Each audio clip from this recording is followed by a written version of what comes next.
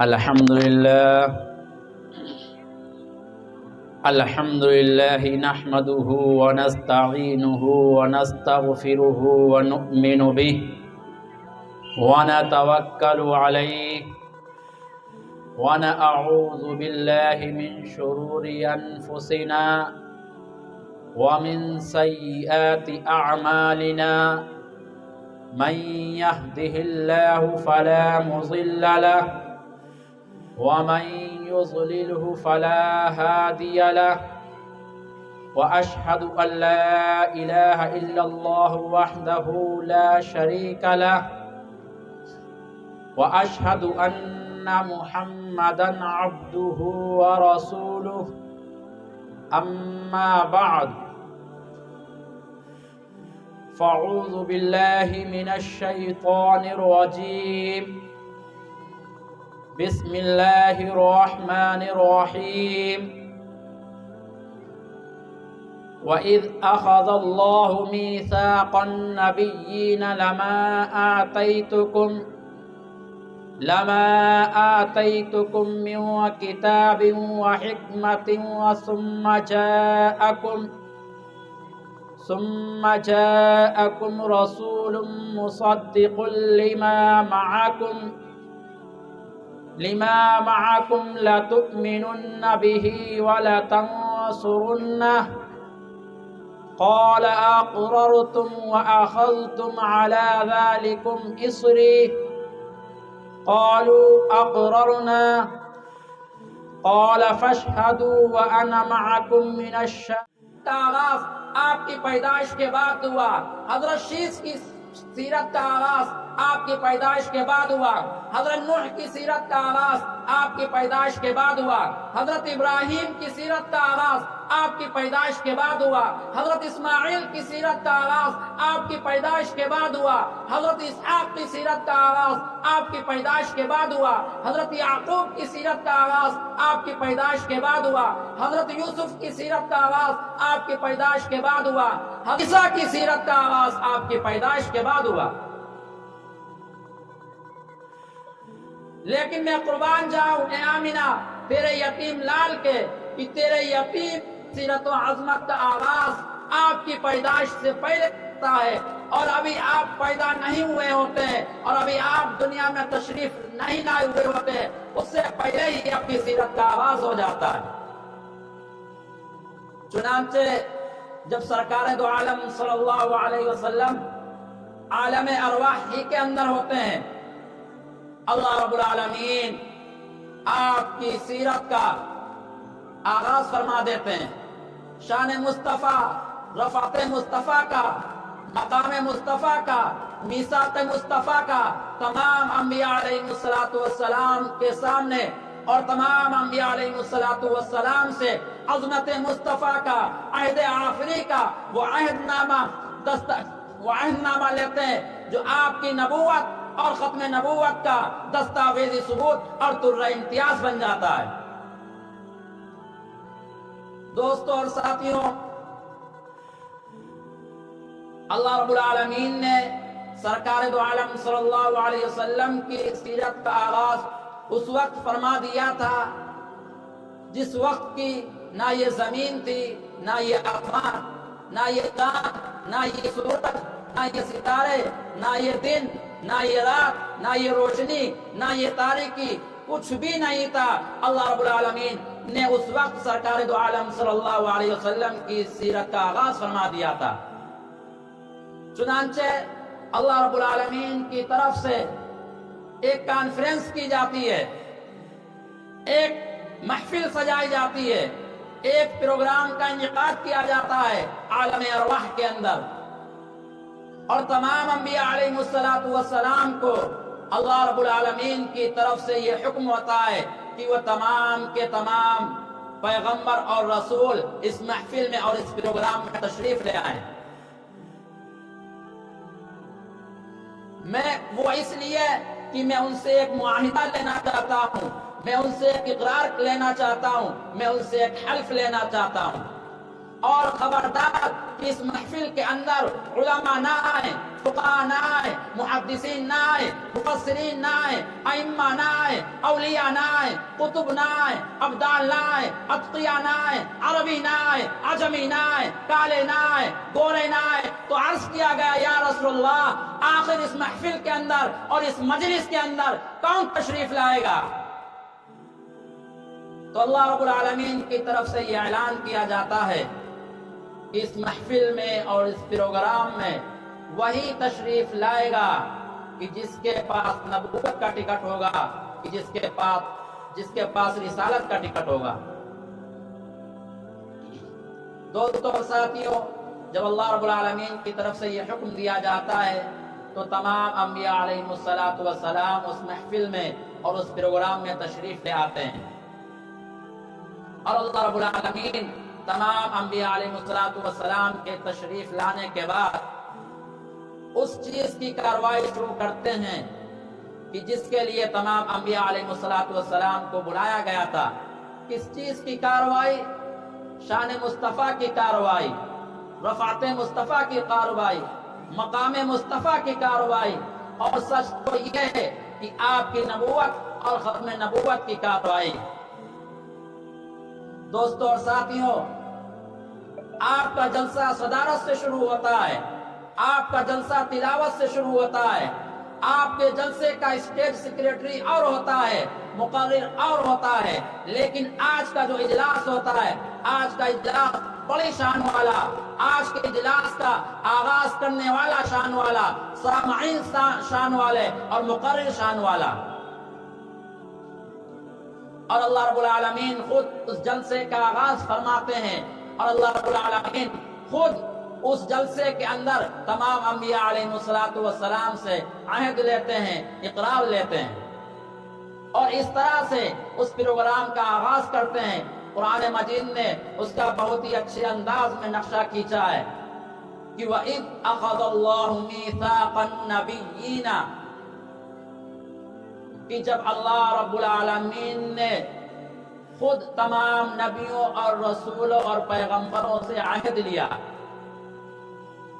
معلوم یہ ہوا، پتہ یہ چلا کہ عہد لینے والا اور اقرار لینے والا اور حلف لینے والا اللہ رب العالمین ہے، اور عہد کرنے والے اور حلف لینے والے اور اقرار کرنے والے تمام انبیاء علیہم السلام ہیں۔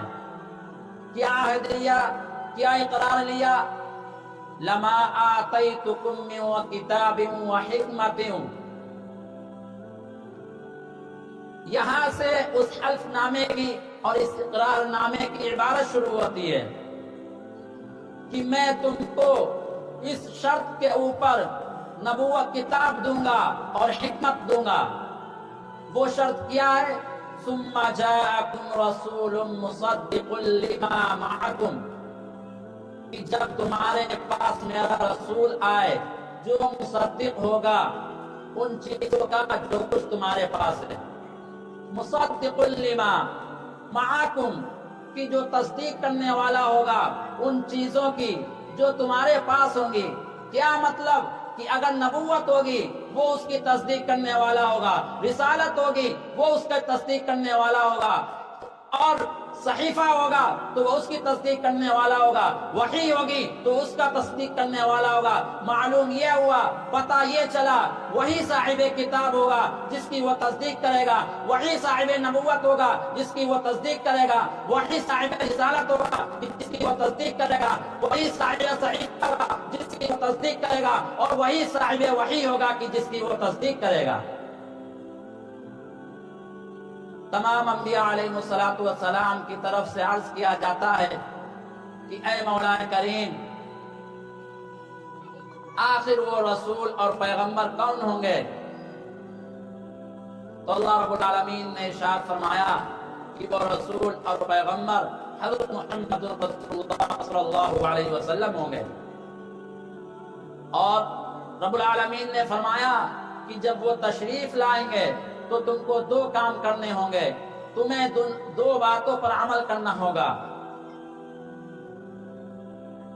تو تمام انبیاء علیہم السلام عرض کرتے ہیں کہ اے مولا کریم، وہ دو کام کیا ہوں گے؟ وہ دو باتیں کیا ہوں گی کہ جن پر ہمیں عمل کرنا ہوگا؟ تو اللہ رب العالمین کی طرف سے یہ اعلان کیا جاتا ہے لَتُؤْمِنُنَّ بِهِ وَلَتَنْصُرُنَّهُ۔ پہلی بات تو یہ ہے اور پہلا کام تو یہ ہے کہ تم کو تمام کے تمام انبیاء کو میرے اس محبوب اور رسول پیغمبر پر ایمان لانا ہوگا۔ وَلَتَنْصُرُنَّهُ، اور دوسرا کام یہ ہوگا کہ تم کو ان کی نصرت کرنی ہوگی، تم کو ان کی مدد کرنی ہوگی۔ عرض کیا جاتا ہے اے مولا کریم کہ جب آپ کے محبوب رسول تمام انبیاء علیہ السلام کے بعد تشریف لائیں گے تو ہم ان پر کس طرح سے ایمان لائیں گے اور ہم ان کی کس طرح سے مدد کریں گے اور ہم ان کا کس طرح سے تعاون کریں گے؟ تو اللہ رب العالمین کی طرف سے کہا جاتا ہے کہ وعدہ کرنا آپ کا کام ہے اور اس وعدے کو پورا کرانا میرا کام ہے۔ قال اقررتم واخذتم على ذلكم اسری۔ مولا کریم کہتے ہیں کہ اے انبیاء، اے حضرات انبیاء، کیا تم اس بات کا اقرار کرتے ہو؟ کیا تم اس بات کا عہد لیتے ہو؟ تو تمام انبیاء علیہ السلام کی طرف سے عرض کیا جاتا ہے قالوا اقررنا، تمام انبیاء علیہ السلام کہتے ہیں کہ ہم اس بات کا اقرار کرتے ہیں کہ ہم تیرے محبوب رسول پر ایمان ضرور لائیں گے اور ہم تیرے محبوب رسول کی نصرت ضرور کریں گے، ان کی مدد ضرور کریں گے اور ان کا تعاون ضرور کریں گے۔ جب تمام انبیاء علیہ السلام کی طرف سے متفقہ طور پر یہ حلف نامہ پیش ہو جاتا ہے، پاس ہو جاتا ہے، تو اللہ رب العالمین کہتے ہیں قال فاشهدوا وانا معكم من الشاهدين۔ اے انبیاء، اے حضرات انبیاء، تم بھی گواہ رہو، میں بھی تمہارے ساتھ گواہی دینے والوں میں سے ہوں گا، میں بھی تمہاری طرح گواہ ہوں گا۔ معلوم یہ ہوا، پتہ یہ چلا کہ جب محمد رسول اللہ صلی اللہ علیہ وسلم اپنی رسالت کا اعلان فرمائیں گے، اپنی نبوت کا اعلان فرمائیں گے، تو اس کے پہلے گواہ اللہ رب العالمین ہوں گے اور اس کے دوسرے گواہ تمام انبیاء علیہ السلام ہوں گے۔ معلوم یہ ہوا، پتہ یہ چلا کہ دعویٰ بھی مضبوط ہے، دلیل بھی مضبوط ہے۔ اس لیے میں کہنا چاہوں گا کہ وکیل صفائی بنو، وکیل جرح نہ بنو۔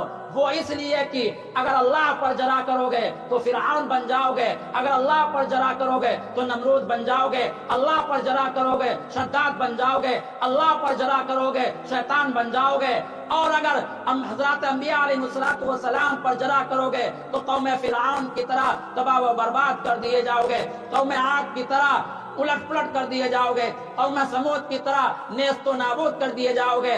اور آگے چلیے، میں کہتا ہوں کہ اگر ابو لہب بن کر آؤ گے تو تمہارے دونوں ہاتھ توڑ دیے جائیں گے، اور اگر ابو جہل بن کر آؤ گے تو بدر کا میدان تمہارا ذلت و رسوائی کا عبرت نشان بن جائے گا، اور اگر مرزا غلام احمد قادیانی بن کر آؤ گے تو حیضہ کی حالت میں بیت الخلاء میں مر جاؤ گے۔ اس لیے میں کہنا چاہوں گا کہ وکیل جرح نہ بنو بلکہ وکیل صفائی بنو، اور اگر وکیل صفائی بنو گے، ابو بکر بن کے آؤ گے تو صدیق بن جاؤ گے، عمر بن کر آؤ گے تو فاروق بن جاؤ گے، عثمان بن کر آؤ گے تو ذوالنورین بن جاؤ گے، علی بن کر آؤ گے تو اسد اللہ الغالب بن جاؤ گے۔ بہرحال دوستوں اور ساتھیوں، اللہ رب العالمین سے عرض کیا جاتا ہے کہ یہ مولا کریم آخر کیا وجہ ہے، آخر اس کا کیا مطلب تھا کہ آپ اپنے محبوب کی رسالت کے گواہ بن گئے؟ تو اللہ رب العالمین کی طرف سے یہ جواب دیا جاتا ہے کہ میں نے ایک نبی کو ایک ملک کے لیے، دوسرے نبی کو دوسرے ملک کے لیے، تیسرے نبی کو تیسرے ملک کے لیے، یا ایک نبی کو ایک علاقے کا نبی بنا کر بھیجا اور دوسرے نبی کو دوسرے علاقے کا نبی بنا کر بھیجا۔ لیکن میں نے اپنے محبوب حضرت محمد الرسول اللہ صلی اللہ علیہ وسلم کو تمام جہان کے لیے نبی بنا کر بھیجا ہے، تمام رسولوں کا نبی بنا کر بھیجا ہے، تمام مخلوق کا نبی بنا کر بھیجا ہے، تمام پیغمبروں اور تمام نبیوں کا رسول بنا کر بھیجا ہے۔ وہ اس لیے کہ جس طرح سے میں رب العالمین ہوں وہ رحمت للعالمین ہے، وہ تمام کی تمام کائنات اور تمام کی تمام مخلوق کے نبی ہیں۔ بہرحال دوستوں اور ساتھیوں، کہنے کا مقصد اور حاصل یہ ہے کہ سرکار دو عالم صلی اللہ علیہ وسلم آخری نبی ہیں اور تمام نبیوں کے نبی ہیں. ہم ان کی امت میں پیدا ہوئے ہیں، اس لیے ہمیں اور آپ کو چاہیے کہ ہم اپنی زندگی کو پیارے آقا صلی اللہ علیہ وسلم کے احکام کے مطابق گزاریں. ہم اپنی زندگی کے اندر سرکار صلی اللہ علیہ وسلم کی سنتوں کو زندہ کریں. اللہ رب العالمین سے دعا ہے کہ اللہ رب العالمین ہمیں اور آپ کو کہنے سننے زیادہ عمل کرنے کی توفیق عطا فرمائے. وآخر دعوانا الحمدللہ رب العالمین.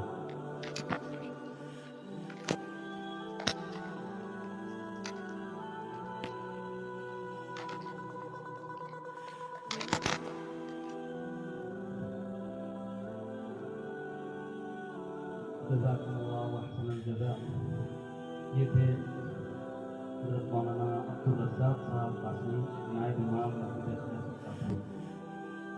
اپنی قیمتی بیان قرآن و حدیث کی روشنی میں اللہ کے نبی صلی اللہ علیہ وسلم کی سیرت، آپ صلی اللہ علیہ وسلم کی رسالت، ختم نبوت اور آپ کے جانثار صحابہ کرام کا تذکرہ فرما رہے ہیں. اللہ تعالیٰ کرنے والے کو جزائے خیر عطا فرمائے، اس حضرات کی سنی پر کرنے کی توفیق عطا فرمائے. میرے دوستو، شہر کے معتبر علماء کرام ہمارے جلسہ گاہ میں تشریف لا چکے ہیں، اسٹیج پر تشریف لا چکے ہیں.